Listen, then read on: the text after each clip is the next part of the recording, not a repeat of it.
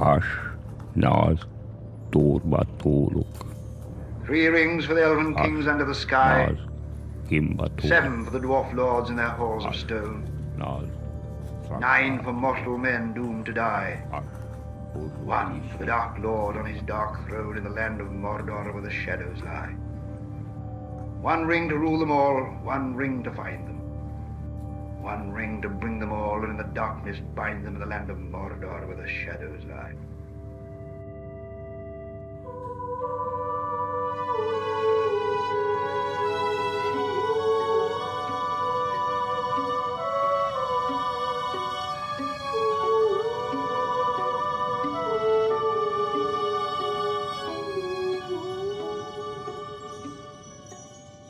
Les hommes ont toujours aimé se raconter des histoires. Ils se remémoraient les origines de leur monde et de leur peuple. Ils redonnaient vie à leurs dieux. Ils s'inventaient des héros. C'est ainsi qu'on connaît encore les exploits de Rama ou les ruses d'Ulysse. Au XXe siècle, une de ces histoires a connu un succès immense dans le monde entier. Vous ne pouvez pas passer, dit Gandalf. Les orques s'arrêtèrent, et il tomba un silence de mort. Gandalf, Je suis un serviteur du si feu vous secret, aviez entendu porteur ne de la flamme serait-ce que d'Alion. le quart de ce Vous que ne pouvez j'ai pas passer. entendu dire à son sujet, vous diriez que quelque chose de remarquable était sur le point d'arriver. Et elle répondit, Les histoires et les toutes vos aventures paroles ne sur font les que me hommes. dire, vous êtes une femme et votre devoir est à la maison. Mais je suis fille de la maison des Orles et non une servante. Je sais chevaucher et manier l'épée et je ne crains ni la douleur ni la mort. 2 livres, un conte pour enfants, Le Hobbit, et une épopée de plus de 1000 pages, Le Seigneur des Anneaux, ont entraîné des générations successives de lecteurs sur les traces de Bilbo, le Hobbit, de son neveu Frodo, du magicien Gandalf, jusque dans le monde imaginaire de la Terre du Milieu. Un véritable univers parallèle, avec sa propre histoire, sa propre géographie, ses créatures fantastiques, et ses différents peuples, elfes, nains, hommes et orques, chacun parlant sa propre langue, inventée de toutes pièces. Pourquoi cette œuvre, sans équivalent dans la littérature de son temps, a-t-elle rencontré un tel écho chez les dizaines de millions de lecteurs qui s'y sont plongés? I believe that it is universal because it's human and it goes beyond a particular culture and it goes beyond any particular religion. It's human, but it sets the human in a mythological background which is universal in its application. Many people read The Lord of the Rings as if they were reading the Bible. Many people find themselves weeping as they're reading it in the train because it touches a spring in their emotions, which is very deep.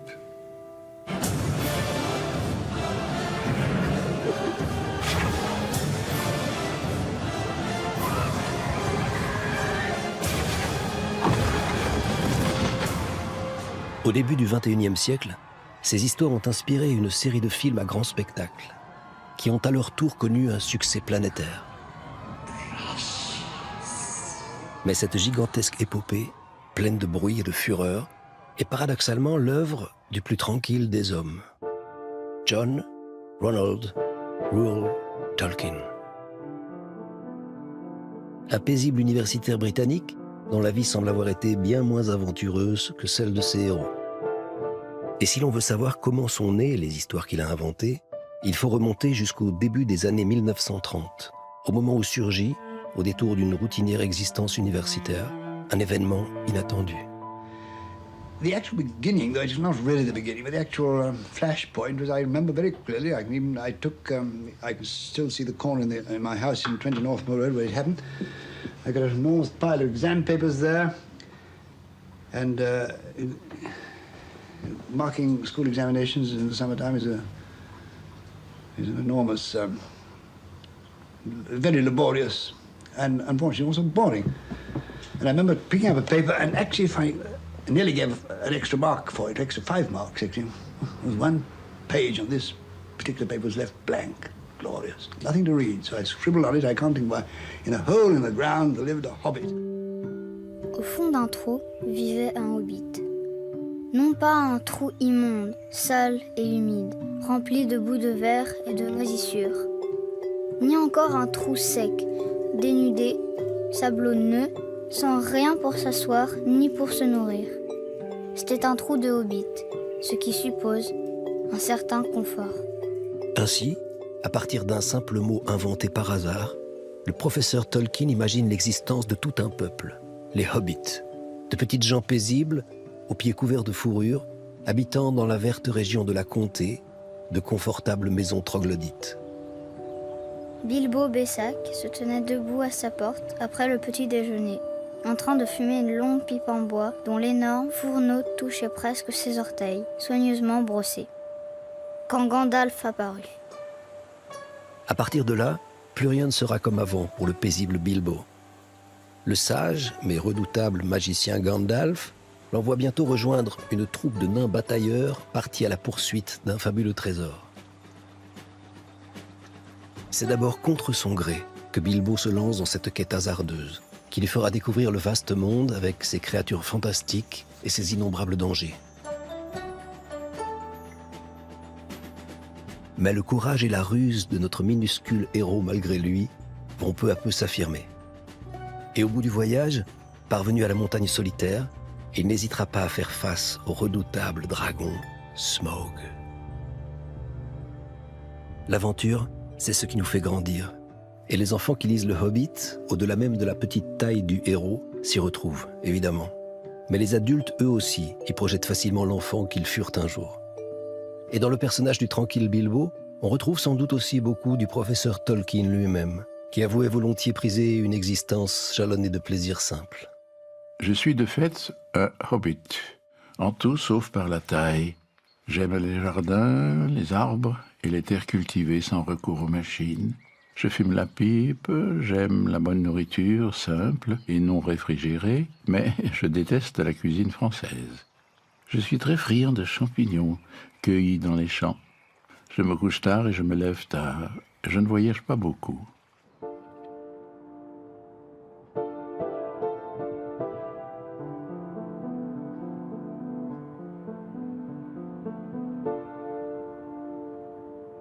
Dans le jardin botanique de la ville d'Oxford, il y a un arbre, un pin noir, qui était l'arbre favori du professeur Tolkien.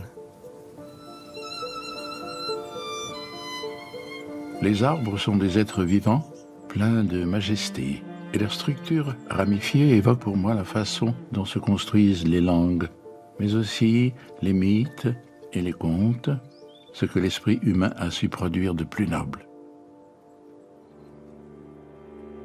C'est ici, à Merton College, l'une des plus anciennes institutions de l'université d'Oxford, que le professeur Tolkien enseignait la langue et la littérature ancienne de son pays, l'Angleterre.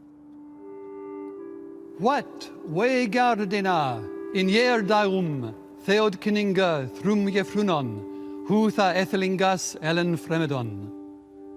Le professeur aimait à impressionner ses étudiants en leur récitant le prologue de Beowulf, le plus ancien poème épique en vieil anglais qui nous soit parvenu, plein de héros, de monstres et de dragons. Il aimait à se plonger dans les savoirs anciens, dans les langues d'autrefois, d'où était née la sienne. Mais il aimait surtout, pour leur beauté propre, la poésie et les légendes, qui étaient aussi bien son objet d'étude que sa source d'inspiration. Et la nuit, dans la grande maison familiale de Northmoor Road, commençait pour le professeur Tolkien une seconde vie, plus secrète, où il pouvait s'adonner pleinement à toutes ses rêveries fantastiques. Deep down here by the dark water lived old Gollum. I don't know where he came from, nor who or what he was. He was Gollum, as dark as darkness, except for two big, round, pale eyes. He was watching Bilbo now from the distance with his pale eyes like telescopes. Bilbo could not see him, but he was wondering a lot about Bilbo, for he could see that he was no goblin at all. Bless us and splash us, my precious. I guess it's a choice feast. At least a tasty morsel it'll make us Gollum. And when he said Gollum, he made a horrible swallowing noise in his throat. That is how he got his name, though he always called himself my precious. À cette époque, dans les années 1930, les contes du professeur Tolkien étaient principalement destinés à ses propres enfants. Ainsi, John, Michael, Christopher et la petite Priscilla recevaient chaque année du pôle Nord des lettres que le Père Noël ou son assistant, l'ours polaire, leur adressait personnellement. Au sommet du monde, pôle Nord, 20 décembre 1928. Mes chers garçons, un nouveau Noël, j'ai 1 an de plus, et vous aussi. Nous commencions à sortir des réserves la première partie des paquets lorsque l'ours polaire a insisté pour emporter une pile énorme sur la tête et en prendre une grosse quantité dans les bras. Bang, bang, boum, plof, gémissements et grognements affreux. Mais qui avait laissé le savon sur l'escalier? Pas moi. 23 décembre 1932. L'ours polaire a lui-même été étonné quand j'ai éclairé les lieux, car les murs de ces cavernes sont tous recouverts de dessins taillés dans le rocher ou peints en rouge, brun et noir. L'ours était très excité de voir tout cela. « Ces gens des cavernes dessinaient mieux que vous, Papa Noël », a-t-il dit. Il semble bien que le très respectable professeur Tolkien avait su, dans l'intimité, conserver une part de l'innocence et de la magie qu'on croit ordinairement être les privilèges de l'enfance. Et le Hobbit fut d'abord un conte du soir, inventé épisode par épisode, mais aussi illustré de la main de son auteur avant même d'être complètement rédigé. Le Hobbit. Longtemps, je ne m'en suis plus occupé. Pendant des années, je ne suis pas allé plus loin que le dessin de la carte de Thor. Mais au début des années 30, c'est peu à peu devenu le Hobbit, et ça a fini par être publié. Non pas à cause de l'enthousiasme de mes enfants, bien qu'ils l'aient plutôt apprécié, mais parce que je l'avais prêté à la révérende mère de Cherwell Edge, qui avait la grippe, et là, une de mes anciennes étudiantes y a jeté un œil. Or, elle travaillait à ce moment-là chez l'éditeur Allen & Unwin. Publié en 1937, The Hobbit rencontre immédiatement un large succès. L'éditeur, Allen & Unwin, se trouve bientôt submergé de lettres réclamant une suite au livre. Le professeur Tolkien pense trouver là une occasion rêvée de publier une œuvre à laquelle il travaille depuis plus de 20 ans. Un projet immense de cycle légendaire qui raconterait depuis sa genèse toute l'histoire de la Terre du Milieu. Brouillons, esquisses, aquarelles, mais aussi poèmes et récits parfois inachevés, repris, remaniés, les archives de ce projet révèlent une œuvre en permanente évolution. Et cette masse de documents, c'est le 3e fils du professeur, Christopher, qui entreprendra, après la mort de son père, de l'explorer, de la classer, de lui donner forme, pour l'éditer au fil des ans, en commençant par l'étonnant Silmarillion, finalement publié en 1977. The Silmarillion was the primary, central work of my father's secondary world. One of the chief things that people know about it, I think, is that it was unfinished. But I think this is, in a way, misleading. The real point is that there were several Silmarillions. When he was a very young man, he wrote a work called The Book of Lost Tales. And this was the first Silmarillion. Although he didn't then call it that. But there already, often in very early undeveloped forms, are the great stories, the great legends, which were an inspiration to him throughout his life. Above all, the Lay of Beren and Luthien, and the tragedy of Turin Turamba. Another Silmarillion was already in existence by about 1930. The important thing is that was finished. The Book of Lost Tales, you could say, was finished. The 1930 Silmarillion was finished. It's complete. A completely enclosed myth. En 1938, le professeur Tolkien proposa le Silmarillion à son éditeur. Mais celui-ci, qui attendait plutôt une suite aux aventures des Hobbits, refusa poliment.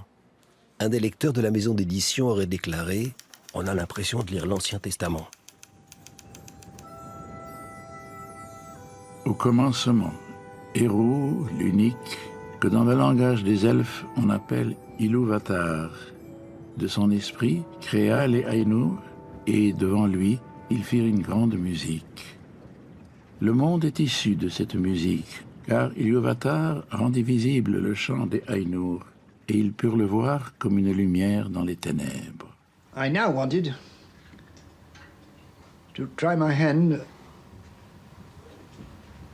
at writing a really stupendously long narrative and to see whether I had sufficient art, cunning or material to make a really long narrative which would hold the average reader right through. En 1938, donc, dans la maison de Northmoor Road, le professeur Tolkien, dès qu'il parvient à mettre de côté un moment ses travaux universitaires, s'attelle à l'écriture du Seigneur des Anneaux.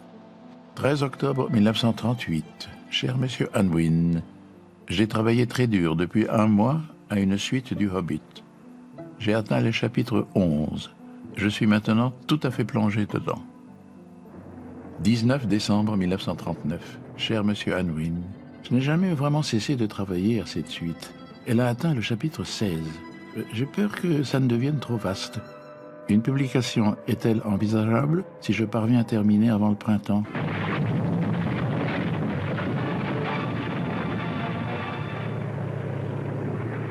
« 7 décembre 1942. Cher Monsieur Unwin, j'espère trouver un peu de temps libre pendant ces vacances. Le livre a atteint le chapitre 31 et il en faudra au moins 6 de plus pour le terminer. Il a reçu l'approbation du lectorat originel du Hobbit, mes fils et l'ami C.S. Lewis. » En plus de son rôle de premier lecteur enthousiaste, le jeune Christopher aide aussi son père en dessinant les cartes de la Terre du Milieu. Mais à l'été 1943, âgé de 18 ans, il est mobilisé dans la Royal Air Force et part combattre en Afrique du Sud. 31 mai 1944. Mon très cher Chris, en veillant jusqu'à pas d'heure, j'ai réussi à emmener l'anneau jusqu'à une pause convenable, la capture de Frodo par les orques dans les passes de Mordor. Et j'ai lu les 2 derniers chapitres à C.S. Lewis. Il les a approuvés avec une ferveur inhabituelle, et le dernier chapitre lui a même tiré de vraies larmes. On dirait donc que ça tient le coup. 12 août 1944. Oh, je suis absolument à court de toute inspiration pour l'anneau. Quel soulagement ce serait d'en avoir fini. Oh, j'ai bien hâte de savoir ce que tu en penses. Ce livre a fini par s'adresser de plus en plus à toi, si bien que ton opinion compte plus que celle de tout autre. 29 novembre 1944. Mon très cher, voici un petit envoi de l'anneau. Une grande partie du livre 5e est déjà écrite ou esquissée. Ça finira sans doute par être très différent de ses plans préalables, car cette chose semble s'écrire elle-même, une fois que j'ai bien démarré. Frodo restait assis en silence, sans bouger. La peur semblait étendre une vaste main comme un nuage sombre qui se lèverait à l'Orient et s'avancerait pour l'engloutir. « Cet anneau » balbutia-t-il. « Comment diable est-il venu jusqu'à moi ?»« Oh, dit Gandalf, c'est une très longue histoire.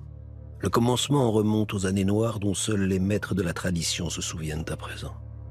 Si je voulais vous raconter toute cette histoire, nous serions encore ici quand le printemps aurait passé à l'hiver. » Enfin, Le Seigneur des Anneaux est publié, en 3 volumes, en 1954 et 55. Le livre est plutôt bien accueilli, la critique dans l'ensemble se montre favorable, même si certains reprochent à ce brillant universitaire d'avoir gaspillé son temps précieux pour de telles gamineries, archaïsantes et totalement coupées de la réalité du monde contemporain. Mais les lecteurs sont enthousiastes.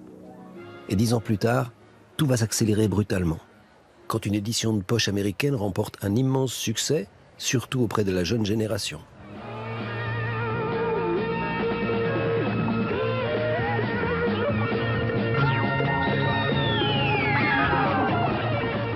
Les hippies et les contestataires de tout poil s'approprient le Seigneur des Anneaux, où ils perçoivent un écho de leur lutte pour un monde meilleur, libéré des forces obscures qui l'entravent.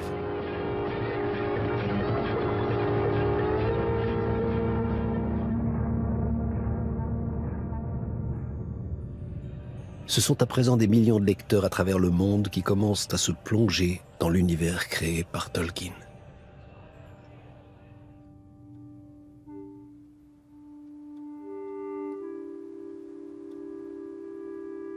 Dès qu'il avait posé le pied sur l'autre rive du cours d'argent, un sentiment étrange s'était emparé de lui, qui s'approfondissait à mesure qu'il avançait dans le Night. Il lui semblait avoir passé par un pont du temps, jusque dans un coin des jours anciens, et marchait à présent dans un monde qui n'était plus. À Fendeval, il y avait le souvenir des choses anciennes. Dans la Laurienne, les choses anciennes vivaient encore dans le monde en éveil. Là, le mal avait été vu et entendu. On y avait connu la douleur. Les elfes craignaient le monde extérieur, en lequel ils n'avaient aucune confiance. Les loups hurlaient aux abords de la forêt, mais dans la Laurienne, nulle ombre ne s'étendait.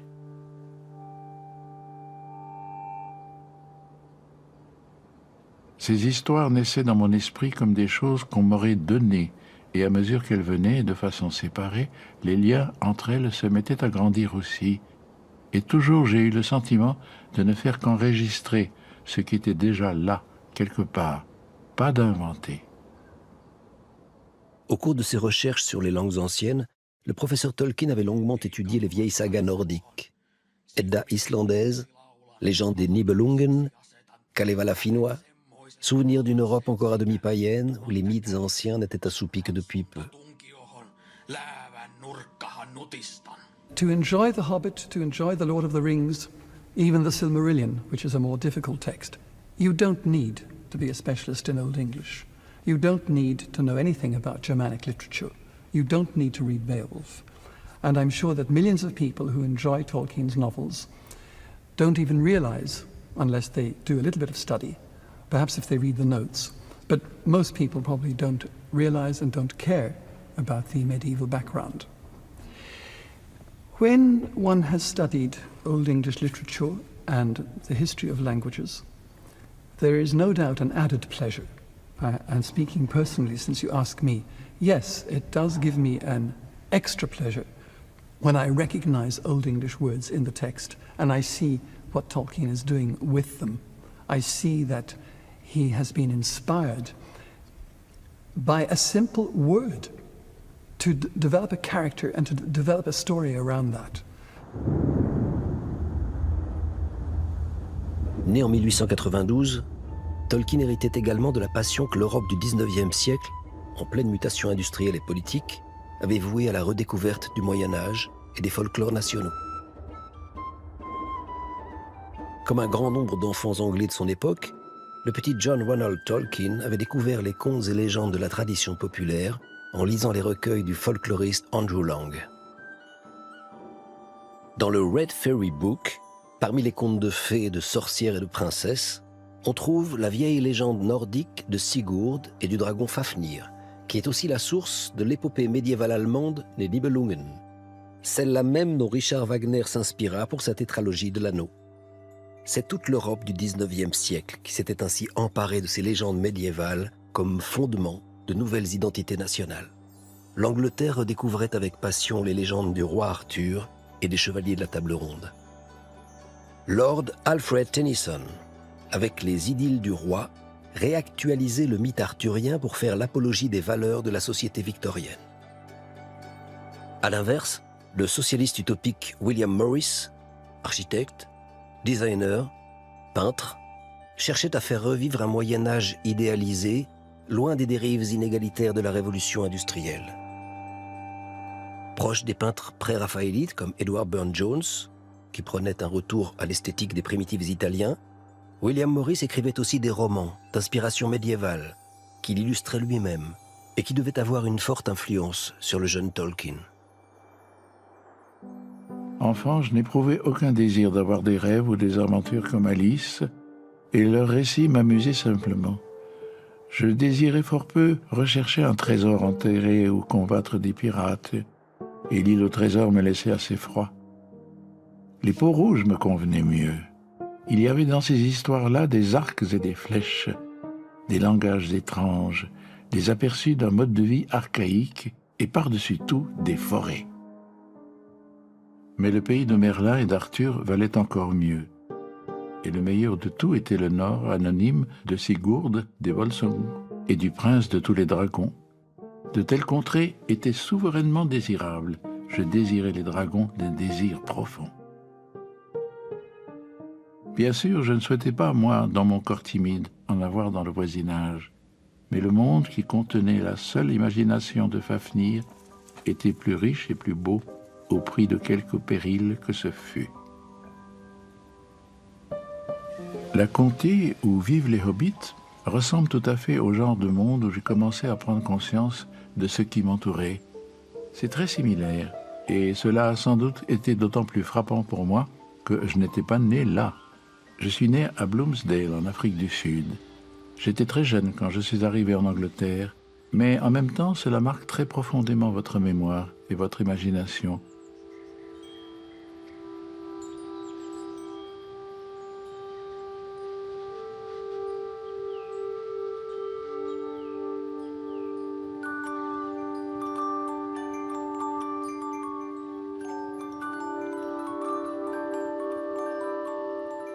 Si votre premier arbre de Noël est un eucalyptus déliquescent, si vous avez l'habitude de souffrir de la chaleur et du sable, alors, juste à l'âge où l'imagination s'épanouit, vous retrouvez soudain dans un calme village de Warwickshire. Je crois que cela engendre un amour particulier de ce qu'on pourrait appeler la campagne des Midlands anglais, avec des ormes et des petites rivières tranquilles, etc. Et bien sûr des gens un peu rustiques alentour. En 1896, Mabel Tolkien s'installait avec ses enfants, John Ronald, âgé de 3 ans et demi, et son petit frère Hilary, dans une petite maison du village de Sayre Hall. Le père, Arthur Tolkien, était resté en Afrique du Sud pour y traiter des affaires. Il devait bientôt y mourir, sans avoir revu ni l'Angleterre ni sa famille. Les garçons n'allaient pas à l'école, c'est leur mère qui leur apprit à lire et à compter, et leur enseigna le français et le latin.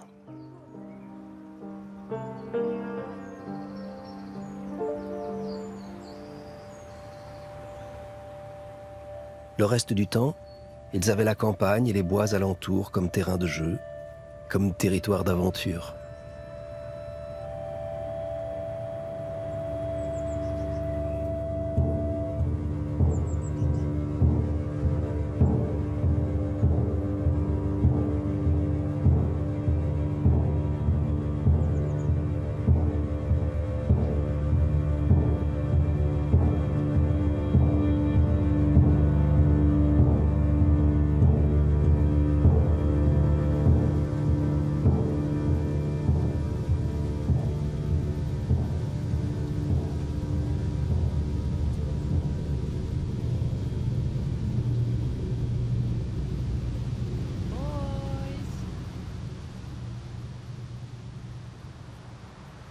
En 1900, Mabel Tolkien décida de se convertir au catholicisme.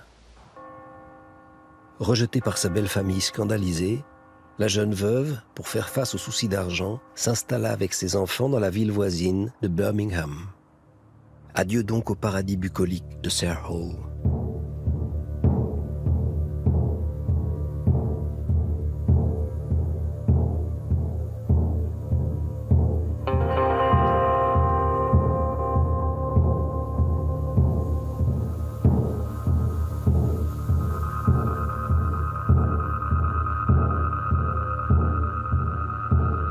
Au détour des rues bordées de logements modestes, près de l'oratoire catholique, on aperçoit parfois l'étrange tour de la compagnie hydraulique.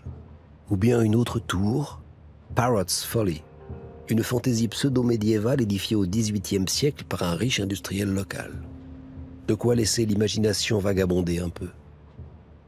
Arpentant cet univers nouveau, plein de bruit et de fumée, John Ronald commença à s'interroger sur des noms étranges aperçus sur des camions de charbon et des wagons de chemin de fer. Des noms comme Nantiglo, Sengenhead ou Tredegar. Il découvrit ainsi l'existence du gallois, et surtout le fait qu'on parlait encore à quelques dizaines de kilomètres de chez lui d'autres langues, aux sonorités mystérieuses. John Ronald passa l'examen d'entrée au King Edward College de Birmingham. Là, en lisant pour la première fois Beowulf, le fameux poème épique du Xe siècle, il satisfait bien sûr son goût pour les dragons et les récits héroïques, mais surtout, il découvre le moyen anglais. Et bientôt, il commence à créer lui-même des langues qui vont vite devenir de plus en plus complexes. I first began seriously to invent languages about when I was 13 or 14. I've never stopped, really. What I'm doing now is to try and write in Elvish, my writing is very inferior to the Elv. Their standard greeting when meeting, Ellen, Sila, Lumen, Aumenti Elvo. A star shines upon our meeting. Oh, God. I've made a mistake, haven't I? As a linguist and a philologist, Tolkien was capable of creating new languages. But it wasn't gobbledygook. It was based on genuine philological principles, on grammatical structures, on the way a real human language works. As the creator or sub-creator of these languages, he could take great delight in them because he could make the sounds that were developed by the phonetic changes attractive to his own ear. So that he could say that Quenya was the language that he really deeply desired, whereas none of the languages of the world really came quite there. He loved Anglo-Saxon, but he didn't like it as much. He loved Finnish, which was an important influence on Quenya. But Quenya was the language of his heart. It was the language that he wanted. Ai laurie lantar lassi surinen, jeni unotime bevramer alderon. Jeni vilente juldaravani ermi oromardi lissimir voreva, andune pella vado tellumar nulluini, jasentintilari eleni, o Mario airetare livinen. Si manni julma ninnen quantuva. Le 9 novembre 1904, âgé de 34 ans, Mabel Tolkien mourut, des suites d'un diabète mal soigné. John Ronald n'avait pas encore 13 ans. 5 ans plus tard, en 1909, dans la pension de famille où il réside, le jeune Tolkien fait la connaissance d'Edith Bratt, une jeune fille un peu plus âgée que lui, orpheline également.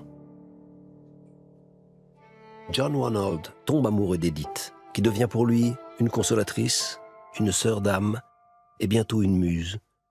Le modèle de Luthien Tinouviel, la princesse elfe, héroïne du Silmarillion.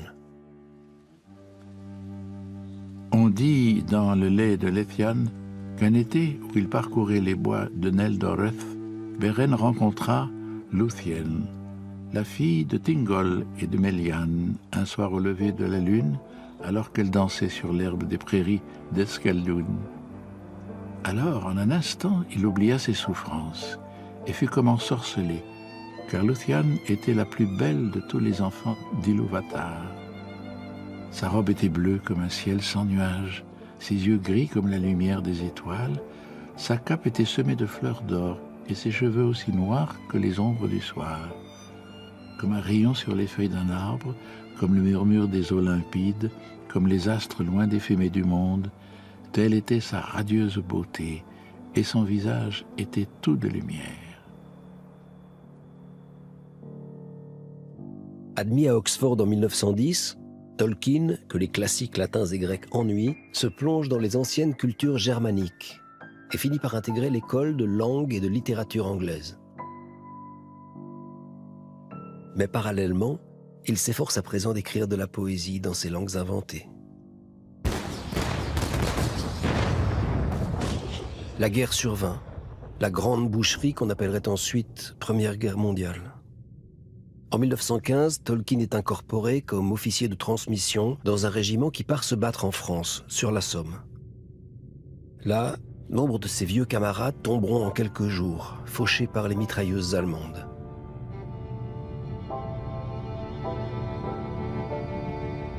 Lui-même s'écroule bientôt, atteint par la fièvre des tranchées. Rapatrié, il passera toute la suite du conflit en convalescence dans divers hôpitaux militaires anglais, parfois rejoint par Edith, qu'il vient d'épouser. Peut-être le traumatisme des horreurs vécues sur le front l'incite-t-il à se réfugier de plus en plus profondément dans le monde imaginaire qu'il a entrepris de créer. En tout cas, il profite de ces mois d'inactivité sous l'uniforme pour écrire sans relâche, augmentant peu à peu le nombre et le volume de ses contes et légendes de la Terre du Milieu. Languages are not born in a void. No human language was born in a void. Somebody had to begin speaking at some time. Having started to work on languages and to develop new languages which didn't exist, they were pure inventions on his part, even though he used roots from Finnish and Welsh. He then wanted to develop a history of who might have spoken those languages, where they might have come from. And as all human language goes through periods of development, even with English, we have Old English, Middle English, and Modern English. In his own mind, he saw that Quenya and Sindarin must have gone through stages of development. So he began to develop his history of Middle-earth as the story of the people who spoke those languages, where they came from, how they arrived in Middle-earth, how they fought among themselves, how they established themselves in Middle-earth, how they came into contact with other peoples, in particular the Ents and the Dwarves and the Hobbits, and of course men, human beings. And for each of those peoples, Tolkien invented a new language. So I think we can say with some degree of certainty that language was at the root of his mythology and the root of his desire to produce stories. La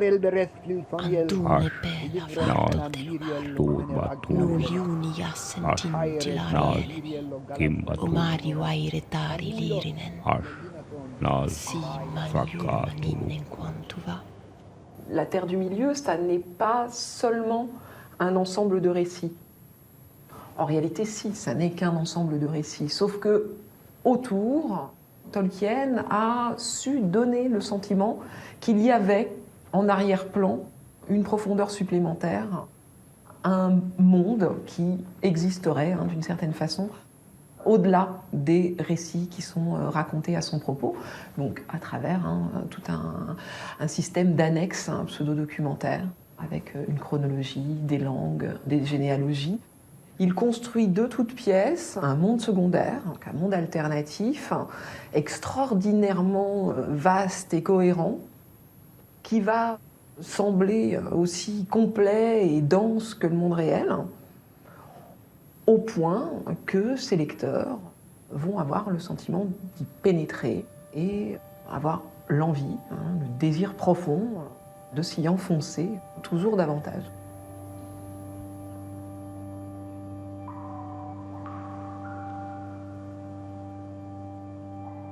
Ce phénomène très particulier d'immersion dans un monde parallèle va rapidement faire l'objet de nombreuses réappropriations, et pas seulement en littérature. Pour ceux qui rêvent vraiment d'entrer dans ce type de monde et d'y vivre leurs propres aventures, une nouvelle forme de divertissement va bientôt voir le jour. À partir des années 1970, des hordes de fans impatients, armés de dés et de crayons, se plongent à corps perdu dans l'aventure des jeux de rôle, dans la lignée du légendaire Donjons et Dragons. Un peu comme en littérature, ces jeux reposent sur la projection de l'imagination. Le maître de jeu propose les bases d'un univers fantastique où les autres joueurs vont pouvoir faire évoluer les personnages qu'ils se sont choisis. Guerriers, magiciens, orques ou voleurs. Si l'œuvre de Tolkien avait ouvert la voie à l'exploration ludique de mondes inventés, elle a aussi fourni un modèle fondateur pour ces réalités alternatives. Un imaginaire partagé qui ne cessera plus de se ramifier par la suite. Au début du XXIe siècle, la possibilité d'immersion qu'offre la création tolkienienne envahit la culture populaire à travers les mondes persistants, ces univers virtuels accessibles par Internet où se déroulent à présent les jeux de rôle. Le texte de Tolkien revit à travers un certain nombre de communautés interprétatives, de joueurs, de lecteurs, aujourd'hui de spectateurs. Et il accède véritablement au rang de mythologie, lui qui s'appuie sur des mythologies immémoriales. Il en devient une à son tour dans ce sens-là, c'est-à-dire en tant que ciment culturel d'une communauté, de communautés qui y croient, c'est-à-dire qui adhèrent pleinement et qui veulent prolonger l'évasion qu'il procure.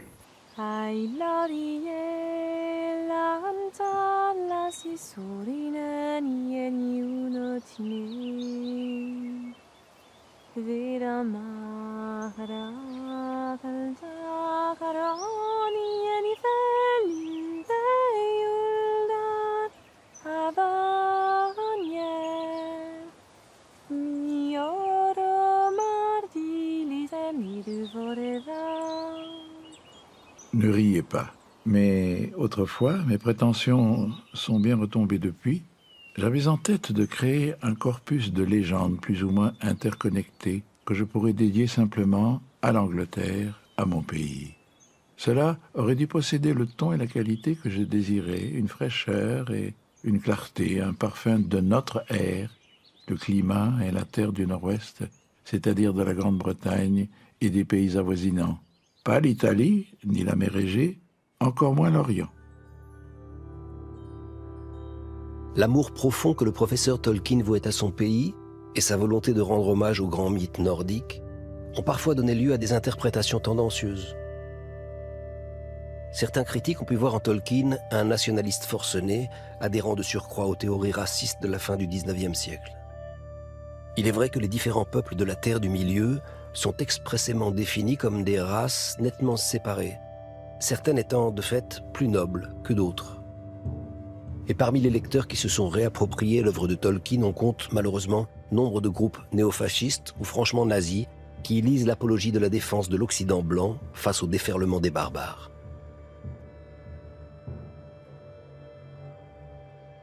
Une des forces de cette forme de mythe moderne, c'est une ouverture, une possibilité de les reprendre et de les diriger dans n'importe quelle direction, ce qui permet justement après à différents courants politiques sans problème de coller là-dessus encore un message politique, soit de droite ou de extrême gauche, mais de préférence en fait c'est quand même la droite qui joue avec cette utopie héroïque. Au XXe siècle, c'est une claire manipulation. On récupère quelques éléments d'une tradition bien ancrée dans la population, je dirais même bien ancrée dans la conscience collective, mais c'est uniquement pour assurer le spectateur, le public, qu'il entre dans un récit qu'il connaît en quelque sorte, qui n'est pas étrange. L'Allemagne nazie était très forte en faisant l'éloge, même un culte du Moyen-Âge, avec cette idée de recréer l'ancien Reich germanique, tout en proposant à la population tous les éléments d'une société moderne. Avec une infrastructure hyper moderne, avec des autoroutes, avec une aviation moderne, notamment une machine de guerre moderne, tout en prétendant, c'est Himmler qui était un spécialiste là-dessus, qu'on sort à quelque sorte de ce cercle des chevaliers de Arthur ou d'autres figures du Moyen-Âge. Tolkien, il manipule pas, il recompose. Il utilise ce matériel, mais manipuler, ça veut dire qu'effectivement, il a un projet, par exemple, de l'extrême droite derrière. Et ce n'est pas le cas, à mon avis. Donc, il est un écrivain, il a un engouement pour certaines thématiques, et puis il récupère des éléments pour reconstruire son monde fantastique. L'idéologie, elle vient après. Elle vient de ceux qui, tout d'abord, présentent ou interprètent, et peut-être aussi par ceux qui regardent. Je ne souscris absolument pas aux préjugés qui peuvent être développés autour de Tolkien, qui le montrent machiste ou raciste. Il n'est pas du tout question de ça. Reste que c'est un homme de son temps, et donc, voilà, un homme qui a grandi en Angleterre au début du XXe siècle, dans un monde où il était naturel que les hommes occupent une certaine place et les femmes une autre place, et dans un monde où il était naturel que les peuples occidentaux occupent une certaine place.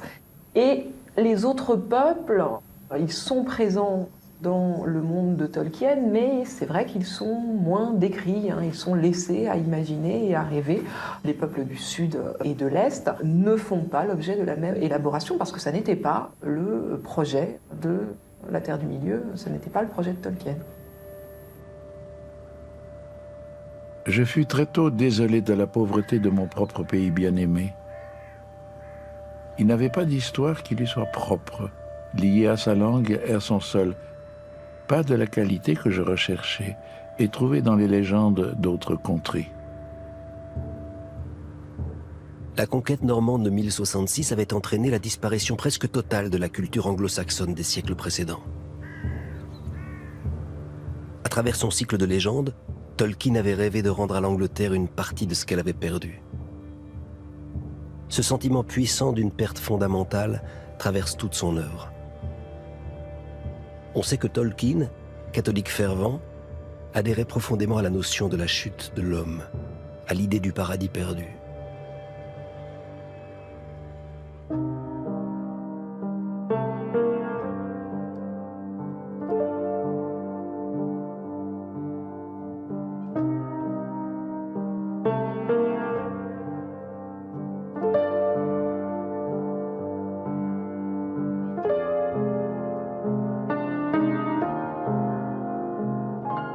Au-delà du désarroi ressenti par Tolkien face à l'évolution du monde moderne, on sent transparaître chez lui une profonde tristesse, un regret persistant de tout ce qui n'est plus. Très tôt, l'écriture avait été pour le jeune Tolkien un refuge, un lieu de l'esprit, où il pouvait s'abstraire des douleurs de ce monde en s'en construisant un autre, par le pouvoir d'évocation que portent en eux les mots.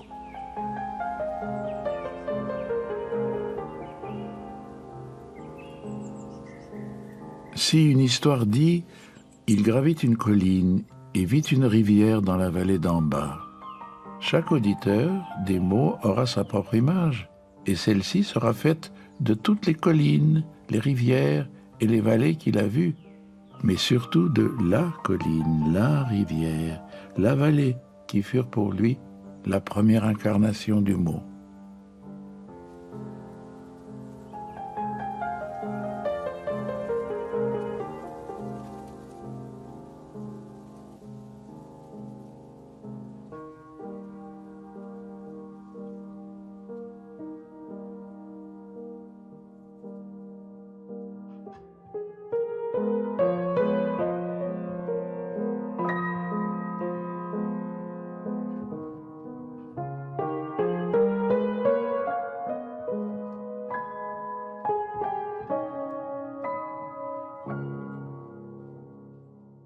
It's very well known, it's often said, he disliked the modern world. Of course, this is absolutely true.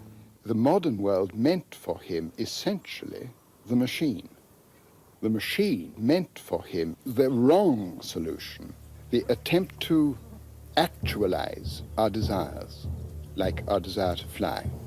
It meant coercion, domination, for him the great enemy, coercion of other minds and other wills. This is tyranny. That in this very large sense of the word machine, the supreme machine in the mythological terms is the ring, is the one ring. This, of course, may seem extraordinary because many people would feel like saying, oh, but surely the ring is the most magic thing of all. To which he would have said, magic is very close to the machine. Magic is coercion, is the coercion of the world, the attempt by apparatus to transform the world.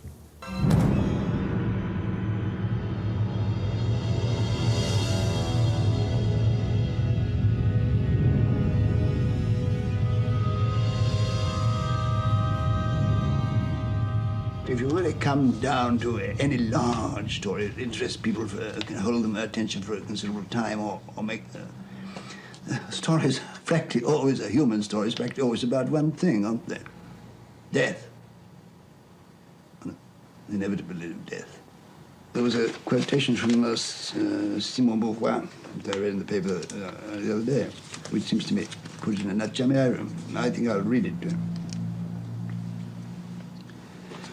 There is no such thing as a natural death. Nothing that happens to man is ever natural, since his presence calls the whole world into question. All men must die, but for every man his death is an accident, and even if he knows it and consents to it, an unjustifiable violation. Well, you may agree with words or not, but those are the keyspring of the laws of the ring. I think that in his later years, he became he had become detached in a way from the old legends, Turin, Beren, and so on. And they were immensely important to him, but they were things that, they were like the legends of the real world, which he could observe and study. And he became more and more interested, I think, in what you might call the metaphysical aspects of his secondary invention. Above all, with the nature of the elves.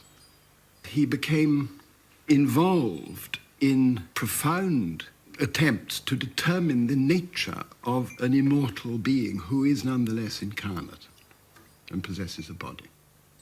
This would, in turn, was beginning to develop new stories within the Silmarillion. And I think the whole thing simply became too large, too complex, to have so precise, to attempt to impose so precise a metaphysical explanation on it. It was perhaps a task for a younger man. The flame began to die down. Le professeur Tolkien ne parvint jamais à terminer de son vivant une version publiable du Silmarillion. Son nom était alors mondialement connu, ses admirateurs étaient légion, mais son grand œuvre légendaire demeurait inachevé. Sa femme, Edith, mourut en 1971 et il ne devait lui survivre que 2 ans. Mon cher Chris, Luthien en dit plus pour moi qu'une multitude de mots, car elle était ma Luthien et elle le savait. Je n'ai jamais appelé Edith Luthien, mais elle fut la source de l'histoire qui devint plus tard le creuset du Silmarillion. Cette histoire fut d'abord conçue dans une petite clairière dans les bois pleines de fleurs de ciguë, à Rousse, dans le Yorkshire, où je fus brièvement en poste dans une garnison en 1917 et où elle put vivre avec moi quelque temps. En ce temps-là, ses cheveux étaient d'un noir de corbeau, sa peau claire et ses yeux plus brillants que jamais. Elle savait chanter et danser. Mais l'histoire est allée de travers et c'est moi qui reste et je ne peux plaider devant l'inexorable Mandos. Je n'en dirai pas plus à présent.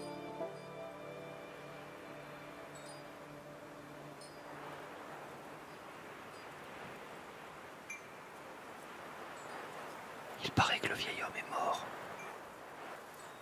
Qui racontera notre histoire à présent? Est-ce qu'on se souviendra encore de nous?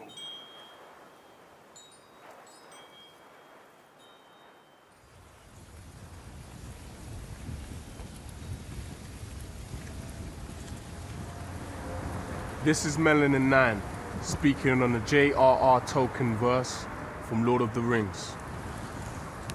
Through Rohan, over fen and field, where the long grass grows, the west wind comes walking, and about the walls it goes. What news from the west, O wandering wind, do you bring to me tonight? Have you seen Boromir the Tall, by moon or by starlight? I saw him ride over 7 streams, over waters wide and grey. I saw him walk in empty lands until he passed away into the shadows of the north. I saw him then no more.